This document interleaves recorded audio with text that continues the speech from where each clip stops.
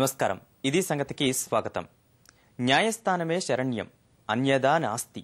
కావేరీ నదీ జలాల వివాద పరిష్కారంపై ఇది కర్ణాటక, తమిళనాడు రాష్ట్ర ప్రభుత్వాల తీరు. రెండు రాష్ట్రాల మధ్య వివాదం తలెత్తినప్పుడు ఉద్రిక్తతలు నివారించి సమస్యను కొలిక్కి తీసుకురావాల్సిన కేంద్రం కూడా కప్పదాటు వైఖరే ప్రదర్శిస్తుంది. ఫలితం దశాబ్దాలు మారిన కావేరీపై కర్ణాటక, తమిళనాడు మధ్య చిచ్చు రగులుతూనే ఉంది. తమిళనాడులో పంటలు ఎండిపోకుండా ఉండేందుకు రోజుకు 10 క్యూసెక్కుల నీటిని విడుదల చేయాలన్న సుప్రీంకోర్టు ఆదేశాలతో మరోసారి కర్ణాటకలో ఆందోళనలు మొదలయ్యాయి. రాజకీయాలు వేడని విపక్షాలు నీరు విడుదల చేయొద్దని ప్రభుత్వాన్ని ముక్తకంఠంతో డిమాండ్ చేస్తున్నాయి. ఉద్రిక్తతలు తలెత్తిన ప్రతిసారి కేంద్రం తాత్కాలిక పరిష్కారాలకే మొగ్గు చూపుతోంది. అందుకే 2 శతాబ్దాల చరిత్ర ఉన్న ఈ వివాదం ఇప్పటికీ కొనసాగుతోంది.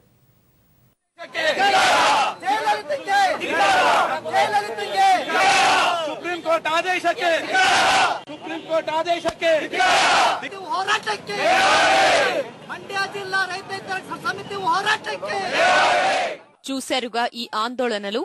భవిష్యత్తులో నీటి కోసం దేశాల మధ్య యుద్ధాలు జరుగుతాయన్న ఓ పెద్దాయన వ్యాఖ్యలు ఇలా వాస్తవ రూపంలో కనిపిస్తున్నాయి. తమిళనాడుకు న్యాయసమ్మతంగా రావాల్సిన నీరు విడుదల చెయ్యాలని న్యాయస్థానాలు ఆదేశాలు జారీ చేసిన ప్రతిసారి ఇదే తంతు. వర్షాభావ పరిస్థితులు ఏర్పడినప్పుడల్లా తమిళనాడు, కర్ణాటక సరిహద్దు జిల్లాల్లో ఈ ఉద్రిక్తతలు సహజంగా మారిపోయాయి. జీవనాధారం కోసం రెండు రాష్ట్రాల ప్రజలు, రైతులు పోరాటాల బాట పడుతుంటే రాజకీయ లబ్ధి కోసం నేతలు చేస్తున్న ఎత్తుగడలు వైషమ్యాల్ని మరింత పెంచుతున్నాయి.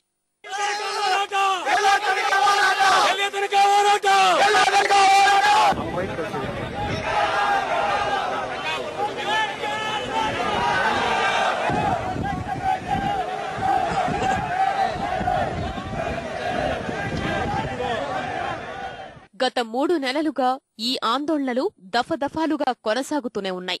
నైరుతి రుతుపవనాలు ముఖం చాటేయడంతో తమిళనాడు రైతులు కావేరీనే నమ్ముకున్నారు. కర్ణాటక మాత్రం నీటి విడుదల సమయం దాటినప్పటికీ స్వీయ ప్రయోజనాలకే పెద్దపీట వేసింది. సెప్టెంబర్ 19న ప్రధాని మన్మోహన్ సింగ్ అధ్యక్షతన కావేరీ ప్రాధికార సంస్థ CRA సమావేశమైంది. సెప్టెంబర్ 21 నుంచి అక్టోబర్ 15 వరకు రోజుకు 9 క్యూసెక్కుల చొప్పున తమిళనాడుకు నీరు విడుదల చెయ్యాలని ఆదేశించింది. ఈ సమావేశం మధ్యలో నుంచే బయటకు వచ్చి కర్ణాటక ముఖ్యమంత్రి జగదీష్ షెట్టార్ తన ఉద్దేశాన్ని స్పష్టం చేశారు. న్యాయస్థానాన్ని ఆశ్రయిస్తే తప్ప న్యాయం జరగదని భావించిన తమిళనాడు ప్రభుత్వం సుప్రీంకోర్టుకు పరిస్థితిని నివేదించింది. CRA ఆదేశాన్ని కర్ణాటక అమలు చెయ్యాల్సిందేనని అత్యున్నత న్యాయస్థానం తేల్చి చెప్పింది.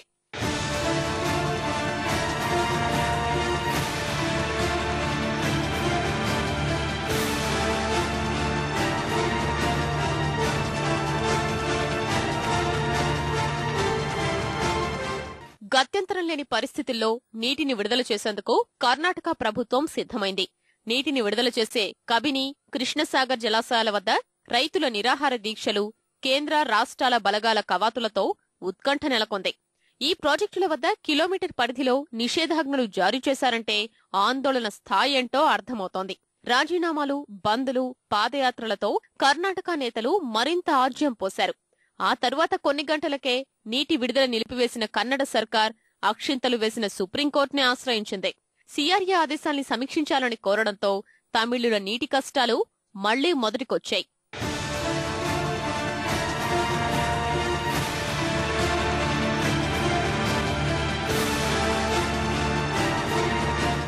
రెండు రాష్ట్రాల్లో వాస్తవ పరిస్థితిని క్షుణ్ణంగా అధ్యయనం చేసిన కావేరీ పర్యవేక్షణ కమిటీ CMC 4.81 శతకోటి ఘనపుటడుగులు నీటిని విడుదల చెయ్యాలని కర్ణాటకకు సూచించింది. మరోవైపు తమిళనాడు పిటిషన్ని విచారించిన సుప్రీం ధర్మాసనం ఆ రాష్ట్రంలో పంటలు ఎండిపోకుండా ఉండేందుకు రోజుకు 10,000 క్యూసెక్కుల నీటిని విడుదల చెయ్యాలని ఆదేశించింది. కోర్టు ఉత్తర్వులు వెలువడడమే ఆలస్యమన్నట్లు మరోసారి కర్ణాటకలో ఆందోళనలు మొదలయ్యాయి. ఇది ఈ ఏడాది తమిళనాడు, కర్ణాటక మధ్య కావేరీ రేపిన చిచ్చు.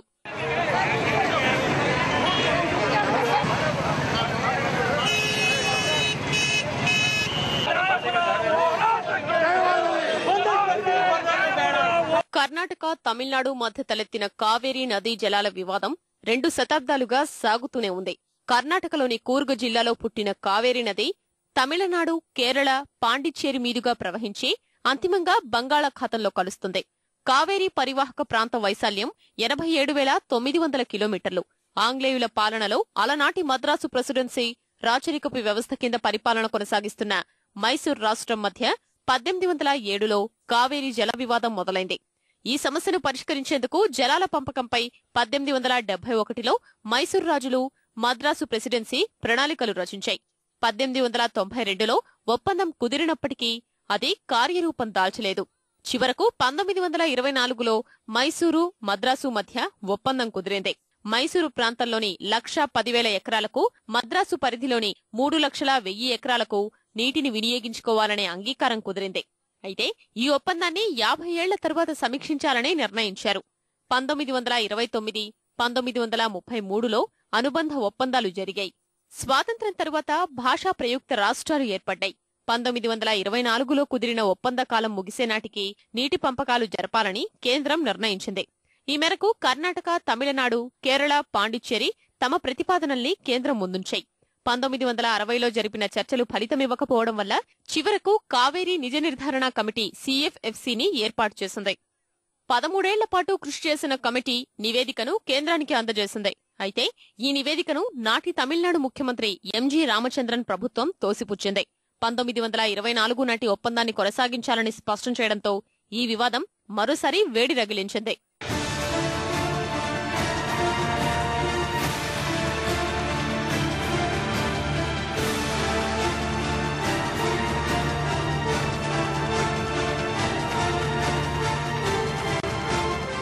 కావేరీ నదీ జలాల పంపకంపై తమిళనాడు, కర్ణాటక ప్రభుత్వాలతో కేంద్రం 10 ఏళ్ల పాటు జరిపిన సంప్రదింపులతో సానుకూలంగా ఒక్క అడుగు కూడా ముందుకు పడలేదు.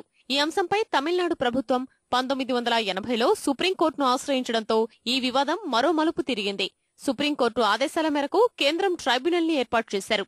17 ఏళ్ల పాటు సుదీర్ఘ చర్చలు, శోధనలు చేసిన కమిటీ 1990 జూన్ 2న మధ్యంతర ఉత్తర్వులు ఇచ్చింది. నదీ జలాల్లో తమిళనాడుకు 54%, కర్ణాటకకు 42%, కేరళకు 3.5%, పాండిచ్చేరికి 0.5% వాటాని కేటాయించింది. నీటి ప్రవాహాన్ని దృష్టిలో పెట్టుకుని తమిళనాడుకు వారం, నెలవారీగా నీటిని విడుదల చెయ్యాలని కర్ణాటకకు సూచించింది. వర్షాభావ పరిస్థితులు తలెత్తినప్పుడల్లా ఈ సూచనల్ని కర్ణాటక బేఖాతరు చెయ్యడం పరిపాటిగా మారిపోయింది.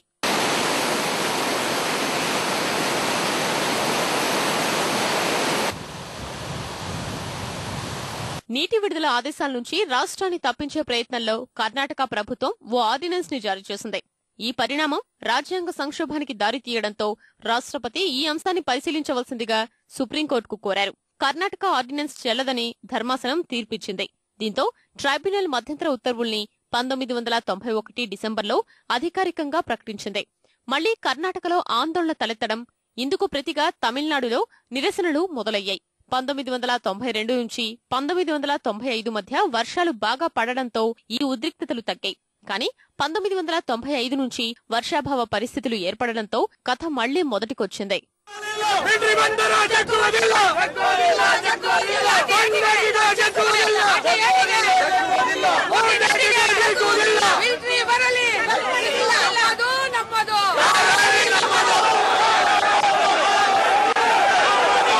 ఈ వివాదం పరిష్కారం కోసం 1997లో కేంద్రం ప్రధాని నేతృత్వంలో 4 రాష్ట్రాల ముఖ్యమంత్రులతో కావేరీ ప్రాధికార సంస్థ CRAని ఏర్పాటు చేసింది.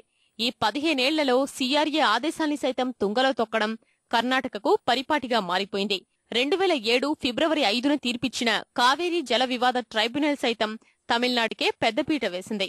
కానీ సుప్రీంకోర్టు, CRA ట్రైబ్యునల్ ఆదేశాల్ని ఉల్లంఘించడం కర్ణాటకకు పరిపాటిగా మారిపోయింది. ఈ ఏడాది సెప్టెంబర్ నుంచి నీరు విడుదల చేయకుండా ఇదే తరహా నాటకాలు ఆడుతోంది. తమిళనాడుకు 10,000 క్యూసెక్కుల నీటిని విడుదల చెయ్యాలని ఆదేశించిన సుప్రీంకోర్టు కేంద్రం బాధ్యతను గుర్తు చేసింది. కావేరీ జల వివాద ట్రైబ్యునల్ ఇచ్చిన తీర్పు అమలుకు అధికారిక ప్రకటన ఎప్పట్లోగా చేస్తారో స్పష్టం చేయాలని సూచించింది.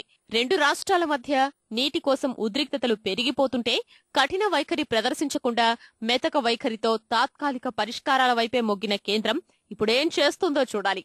పెద్దన్నగా పరిష్కారం చూపకుంటే కావేరీ వివాదం కార్చిచ్చై ఇరు రాష్ట్రాల సంబంధాల్ని ప్రమాదంలో పడవేసే అవకాశం ఉంది.